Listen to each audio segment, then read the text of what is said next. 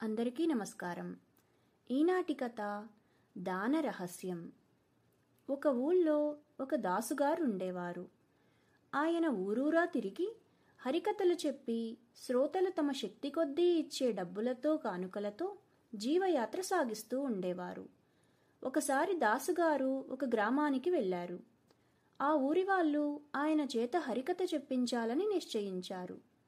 అందుకు తగిన స్థలం శేషయ్య అనే పెద్ద షావుకారు ఇంట మాత్రమే ఉన్నది.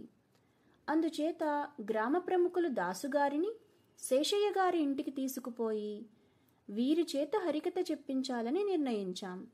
అది మీ ఇంట జరిపిస్తేనే బాగుంటుంది. దాసుగారికి మనమంతా మన ఉత్సాహశక్తులను అనుసరించి తలా కాస్తా ముట్టజెప్పి గౌరవిద్దాం. ఏమంటారు అన్నారు. శేషయ్య నిజానికి రసికుడు కాదు. కానీ ఊళ్ళో ఉండే పెద్దలంతా తన గౌరవం నిలబెట్టడం ఆయనకు చాలా సంతోషం. అందుచేత ఆయన, అయ్యో అంతకంటేనా, తప్పక మా ఇంటనే హరికథ ఏర్పాటు చేద్దాం అన్నాడు. అంతేకాక దాసుగారి బస కూడా తన ఇంటనే అని ఆయన పట్టుబట్టాడు. ఆ రాత్రే పెద్ద షావుకారింటి ముందు గల విశాలమైన ఆవరణలో హరికథ ఏర్పాటయింది. దేవుడి పటం దగ్గర ఒక పెద్ద పళ్ళెం పెట్టారు. హరికథ వినటానికి వచ్చిన వాళ్ళు తమ శక్తి కొద్దీ దాసుగారికి ఇవ్వదలచినది అందులో వెయ్యవచ్చు. కొందరు ముందే తాము ఇవ్వదలచినది పళ్ళెంలో వేశారు. కొందరు చివరకు వేద్దామని ఆగారు. శేషయ్య దాసుగారికి ఇవ్వటానికి ఒక శాలువా 100 రూపాయల సంచి వసారా గదిలో పెట్టి ఉంచి కథ ముగిసినాక ఇద్దామనుకున్నారు.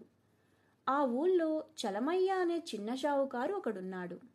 ఆయన వస్తూనే దాసుగారి మెడకు 3 రూపాయలు ఖరీదు చేసే పట్టుకండువా వేసి పల్లెంలో 4 రూపాయలు వేసి ముందు వరుసలో కూర్చున్నాడు.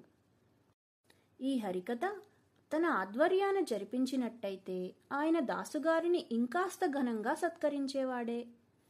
పెద్ద షావుకారు శేషయ్య ఎవరెంతెంత ఇచ్చేది ఒక కంట కనిపెడుతూనే ఉన్నాడు.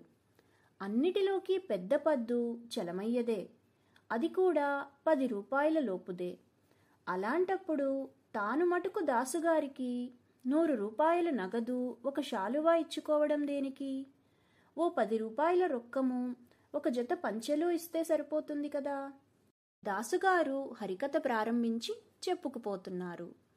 మధ్యలో శేషయ్య ఏదో పనిపడ్డట్టుగా లేచి వసారా గదిలోకి వెళ్ళి తాను సిద్ధంగా ఉంచిన శాలువా రూపాయల సంచి తీసేసి వాటికి బదులు ఒక దోవతుల జత 10 రూపాయలు ఉంచి వచ్చాడు. దాసుగారు శేషయ్య గారిని మొదటి నుంచి కూడా మహాశ్రద్ధగా గమనిస్తూ ఆయన మనసులో కలిగే ఆలోచనలన్నీ ముఖంలో కనిపెడుతూ శేషయ్య లోపలికి ఎందుకు వెళ్ళినది, ఏం చేసినది పసిగట్టేశాడు.